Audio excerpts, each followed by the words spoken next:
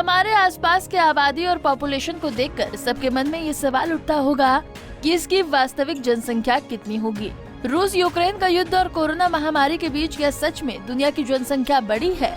आज सीधे तौर पर दुनिया की बात इसलिए हो रही है क्योंकि संयुक्त राष्ट्र की एक रिपोर्ट में इसे लेकर बड़ा दावा किया गया है, जिसे मानव विकास में मील का पत्थर माना जा रहा है।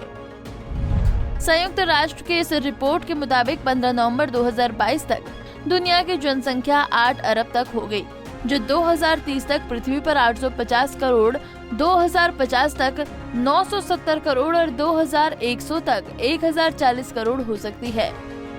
इस रिपोर्ट में ये भी बताया गया है कि मानव की औसत उम्र भी नवंबर 2022 तक 72.8 वर्ष हो चुकी है, जो 1990 से 2019 तक 9 साल बढ़ी है। इस रिपोर्ट में क्या दावे हैं इसे देखेंगे, लेकिन उससे पहले भारत को लेकर यूएन का क्या दावा है इसे जानिए।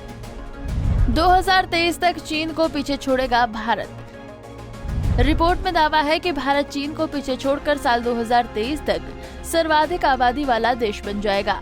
2050 तक भारत पाकिस्तान, कांगो, मिस्र, इथियोपिया, नाइजीरिया, फिलीपींस और तंजानिया में विश्व की 50% आबादी निवास कर रही होगी।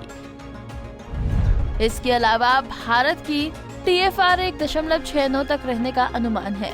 भारत की TRF यानी कि टोटल फर्टिलिटी रेट को लेकर यूएन के इस दावे पर सवाल भी खड़े हो रहे हैं, क्योंकि institute of the health ministry evolution ने अपनी रिपोर्ट में 2050 के बाद भारत में TRF का अनुमान 1.29 लगाया, जो यूएन के आकलन 1.69 से कहीं कम है।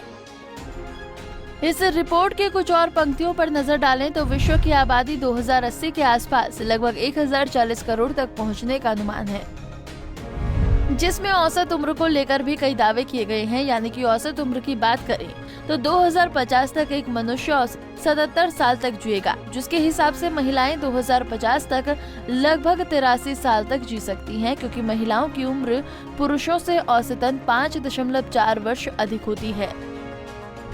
इस रिपोर्ट में पाकिस्तान को सबसे ज्यादा प्रवासियों वाला देश बताया गया है। 2010 से 2021 के दौरान 1.65 करोड़ पाकिस्तानियों ने अपना देश छोड़कर अपने देशों में प्रवास किया है, तो वहीं भारत से 35 लाख, बांग्लादेश से 29 लाख, नेपाल से 16 लाख और श्रीलंका से 10 लाख लोग दूसरे देश चले गए।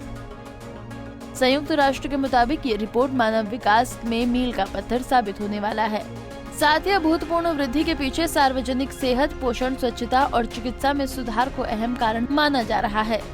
रिपोर्ट में वैश्विक जनसंख्या की समग्र वृद्धि दर भले ही धीमी है, लेकिन भारत में होती वृद्धि सभी को सोचने पर मजबूर जरूर कर देती है। Bureau report, Punjab Kesari TV. हमसे जुड़े रहने के लिए हमारे YouTube चैनल को सब्सक्राइब करें और नई वीडियो की नोटिफिकेशन के लिए बेल आइकॉन को दबाएं।